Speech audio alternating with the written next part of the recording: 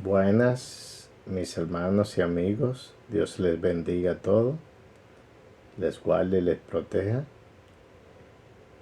Su hermano y amigo Josué Abreu de este lado, eh, para dar a conocer en el día de hoy tenemos un tema un poco espinoso porque aunque ya muchos pastores han entendido y se han dado cuenta de que este tema que vamos a tratar esta noche es un tema la cual ya la Biblia ha dicho, pero la mayoría no quieren entenderlo o no quieren aplicarlo porque es el tema del dinero, donde está lamentablemente el dinero involucrado y tenemos que tocar el tema. El tema de hoy es el nuevo pacto anuló, abolió el diezmo. ¿Por qué yo digo esto? Vamos a leer la Sagrada Escritura y nos vamos a dar cuenta esta noche de que según las Sagradas Escrituras el diezmo fue abolido, anulado por el nuevo pacto de nuestro Señor Jesucristo. ¿Y por qué digo esto? Fíjense, hermano, Jesús solamente habló sobre el diezmo en dos ocasiones. Cuando le habló se refirió al publicano y el pecador, y se refirió también a que diezmaban la menta, el comino y dejaban lo más importante. Esas fueron las dos ocasiones en las cuales nuestro Señor Jesucristo habló del tema del diezmo. Sin embargo, se darán cuenta si buscan Mateo 23:23 y Lucas 11:42, que él, pese a que le refiere esto, no se siente satisfecho con lo que ellos estaban haciendo, porque eso eran obras y obras de la ley. Y él decía aquí que lo más importante era la fe, la justicia y la misericordia. Todo eso unido al amor que ya Él nos vino a traer, nuestro Señor Jesucristo. Y que Él iba a dar testimonio de lo que significaba realmente el amor a Dios y el amor al prójimo. Entonces vamos a leer en el único capítulo que se refiere realmente al diezmo, y la cual, si ustedes lo estudian con discernimiento, se van a dar cuenta de que el nuevo pacto abole, anula lo que es el diezmo. Leemos en el nombre del Padre, del Hijo y del Espíritu Santo. Amén. Dice, vamos a leer a partir del versículo capítulo 7, versículo 8, pero pueden leerlo entero para que tengan una idea general. Dice, vamos a leer a partir del 4. El 1, el 2 y el 3 dicen quién es Melquisedec, pero el 4 dice, considerad pues cuán grande era este, a quien un Abraham el patriarca dio diezmos del botín. Ciertamente lo que entre los hijos de Leví reciben el sacerdocio, tienen mandamiento de tomar del pueblo los diezmos según la ley, es decir, de sus hermanos, aunque estos también hayan salido de los lomos de Abraham. Pero aquel cuya genealogía no es contada entre ellos, tomó de Abraham los diezmos y bendijo al que tenía las promesas, que era, en ese entonces, Abraham. Y sin discusión alguna, el menor es bendecido por el mayor. Y aquí ciertamente reciben los diezmos hombres mortales, pero allí uno de quien se da testimonio de que vive. Y por decirlo así, en Abraham pagó el diezmo también Leví, que recibe los diezmos, porque aún estaba en el lomo de su padre cuando Melquisedec le salió al encuentro. Entonces aquí viene lo interesante. Dice, si pues la perfección fuera por el sacerdocio levítico, porque bajo él recibió el pueblo la ley, ¿qué necesidad habría de que se levantase otro sacerdote según el orden de Melquisedec y que no fuese llamado según el orden de Aarón? Es decir, que no fuese llamado de la tribu de Leví. Y sigue diciendo, porque cambiado el sacerdocio, necesario es que haya también cambio de ley. Y aquel de quien se dice esto es de otra tribu de la cual nadie sirvió al altar. Porque manifiesto es que nuestro Señor vino de la tribu de Judá, de la cual nada habló Moisés tocante al sacerdocio. Y esto es aún más manifiesto si a semejanza de Melquisedec se levanta un sacerdote distinto, no constituido conforme a la ley del mandamiento acerca de la descendencia, sino según el poder de una vida indestructible.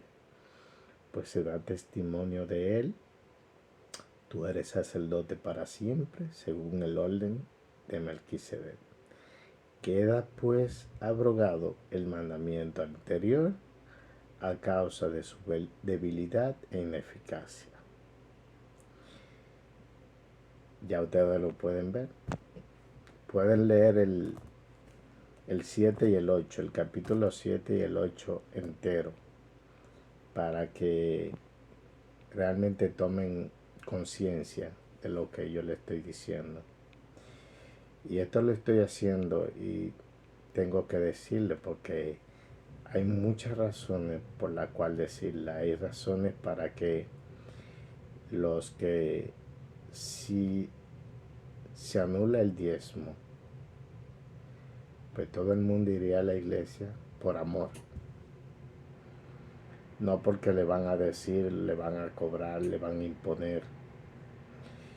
Y los pastores que aún no lo han hecho deben entender que todo lo que Dios da, desde Isaías lo viene diciendo, es gratis. Coman, beban, oigan la palabra.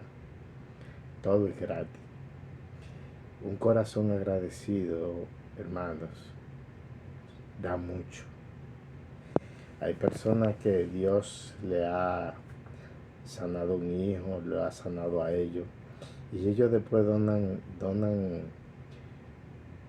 un solar, regalan una casa, y eso es mucho más que diezmo. ¿Por qué? Porque se sienten agradecidos. Y muchas personas antes de morir también reparten todo lo que tienen y por amor a Dios lo hacen. No hay que imponer, no hay que imponer. Jesús no tocó nada referente a sacerdocio, al diezmo. Él no le cobró a nadie diezmo. Él no le pagó a nadie diezmo. También sus discípulos no le cobraron a nadie diezmo. El único de los apóstoles que habló acerca del diezmo no habló directo del diezmo, sino habló de que quien trabajara del altar viviera del altar y de que él tenía el derecho como eh, predicador de la palabra a que los hermanos materialmente le ayudaran. Porque si un pastor espiritualmente nos ayuda, es bueno que nosotros materialmente les ayudemos. ¿Por qué? Porque las iglesias tienen sus gastos. Las iglesias necesitan pagar agua, luz, tienen que dar mantenimiento, buscar a los hermanos, tienen que ayudar a las viudas, tienen que ayudar a las personas que van pidiendo ayuda a la iglesia, tienen que socorrer a los hermanos pobres, a los pastores. Y todo eso se hace en estos años con dinero. El pueblo de Israel, cuando salió de Egipto y cuando fue a la tierra prometida, no utilizaban el dinero. Se utilizaba más era las cabezas de ganado, las ovejas, lo que producía la tierra. No se tenía el dinero, no se le daba la importancia al dinero como se le da hoy. Otra cosa es que para un pobre hermano, y esto lo digo con toda eh, eh, la honestidad, un pobre no puede dar la décima parte de su sueldo. No puede, hermano. No puede, pastores. Y máximamente que ustedes no quieren el 10% de lo que a ellos les quedan, sino quieren el 10% del total. Y la vida que se vive hoy no es la misma vida que se vivió en los tiempos de Israel, en los tiempos de los mandamientos. Ahora, cuando una persona gana, por ejemplo, vamos a ponerle 10,000 pesos, 20,000 pesos, o digamos $1,000, a la persona le van a hacer descuento, quizá un 20, un 25%. Va a tener que pagar un 18% cada vez que compre algo, un 8%. Va a tener que pagar casa, va a tener que pagar electricidad, luz, mandar a sus hijos al colegio, comprar alimentos. Cuando un pobre da lo mínimo que dé un pobre, pastores, lo mínimo, es como la blanca, las 2 dramas que dio la viuda, es lo único que le queda. Pero no le impongan, no le impongan, por favor, algo que no es justo. No es justo, y la Biblia está en contra de eso. Está en contra de ello. Entonces, los hermanos con las ayudas son los que sostienen la iglesia. Y Dios no necesita dinero. Dios, si tiene que hacer llover dinero, que caiga dinero o que venga dinero, Dios lo va a hacer. Dios lo único que quiere es que lo amemos a Él por sobre todas las cosas. Y nos amemos los unos a los otros, nos ayudemos, que ayudemos al necesitado. Ese dinero que se habla de diezmo es un dinero que de lo que nosotros consigamos le demos a los desamparados, a los huérfanos, a los que están en la cárcel, a los necesitados, a los hermanos de la iglesia. Para eso es que el Señor nos ha llamado. También hay algo importante que yo quiero que nosotros entendamos.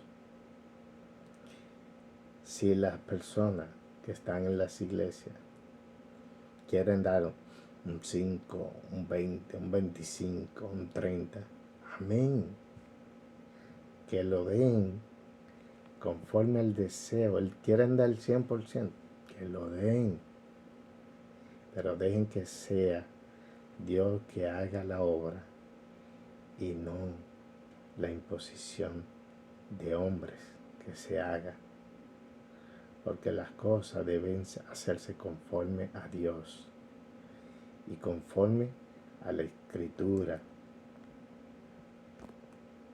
Conforme a la Escritura, Jesucristo, el nuevo pacto, anula el diezmo porque no aparece por ningún lado. Entonces, por favor, vamos a quitar ese impedimento. Vamos a darle la oportunidad de que todo el mundo vaya a la iglesia sin necesidad de que le estén cobrando. La ofrenda, sí, porque la ofrenda está establecida en la Biblia, en el nuevo mandamiento, en el Nuevo Testamento. Sí, pero el diezmo no. Y es mejor que haya muchas personas, a la cual, pobres, ricos y de todas las clases sociales, puedan dar de corazón, como dice Pablo, según tú hayas prosperado el primer día de la semana. Dale a la iglesia, que es darle a Dios, según tú hayas prosperado, con contentamiento, alegre de corazón. Si tú no pudiste dar el 10% de tu salario y solamente pudiste dar un 2, un 1, amén. Porque Dios sabe y conoce la situación de cada persona. Por favor, cambiemos esto. Mira, hermano, lamentablemente, si se sacaran los diezmos de las iglesias, yo creo que solamente un pequeño remanente de pastores quedaría. Y esos serían los pastores de Dios. Le digo por qué. Porque nosotros debemos, como cristianos, dar sin pedir nada a cambio. Entienda, eso nos llamó Dios. A dar sin pedir nada a cambio. Y el que lucha por un ideal no necesita recompensa. Porque Dios dice, buscad primeramente el reino de Dios y su justicia, y todas las demás cosas serán añadidas. Confíen en Dios, tengan fe. Lleven el evangelio como lo llevó Pablo, gratis. Él dijo, yo tengo el derecho de cobrar si yo quiero. Yo tengo derecho a un salario, pero para que no se hable del evangelio, para dar gratuitamente el evangelio, yo prefiero trabajar. A eso somos llamados todos nosotros, a llevar las nuevas buenas de salvación, este maravilloso y hermoso evangelio, a cambio de nada, porque recibimos la salvación gratis. Todo lo que Dios nos da, lo recibimos gratuitamente sin pagar nada. ¿Por qué tenemos que cobrar? ¿Por qué? ¿Por qué? Veamos la vida de Pablo, veamos la vida de nuestro Señor Jesucristo, veamos la vida de los apóstoles. No nos vayamos al Viejo Testamento a aplicar cosas que ya fueron abolidas por nuestro Señor Jesucristo. Nuestro Señor Jesucristo, de los 10 mandamientos, dijo, solamente dejó 2. Y el Antiguo Testamento ciertamente solo habla de 2 mandamientos. Y me voy más lejos. Hay una parte en la Biblia que se la buscaremos más adelante, en otras secciones, la cual dice que el mandamiento más importante de todos los mandamientos es amar a Dios por sobre todas las cosas con tu alma, tu mente y tu corazón. Ese es el primero, porque del primero emanan los demás, el segundo, el tercero, todos, y las ordenanzas y las imposiciones y todo lo que puede existir. Del primero, el primero es el fundamental. Espero que esto sirva de reflexión a muchos pastores, evangelistas, que hoy están utilizando el diezmo mucho para enriquecerse a costa muchas veces de promesa que ellos saben que no es la forma de hacerla, no es la forma. Dios le bendiga, compartan este video con amigos, mándenme un mensaje de lo que ustedes creen y seguiremos en otras secciones hablando de otros temas. Dios le bendiga a todos, Dios le guarde y espero que este video les haya aclarado cosas, quizá dudas que ustedes tenían, pero todas las dudas son aclaradas en la palabra. En la palabra, siempre busquen la palabra. Cuando alguien le pida algo, cuando alguien le diga algo, ustedes primero van a la palabra y dicen, es así, escudriñen, órenle a Dios y Dios le va a dar la respuesta. Dios les bendiga, Dios les guarde y hasta una próxima sección.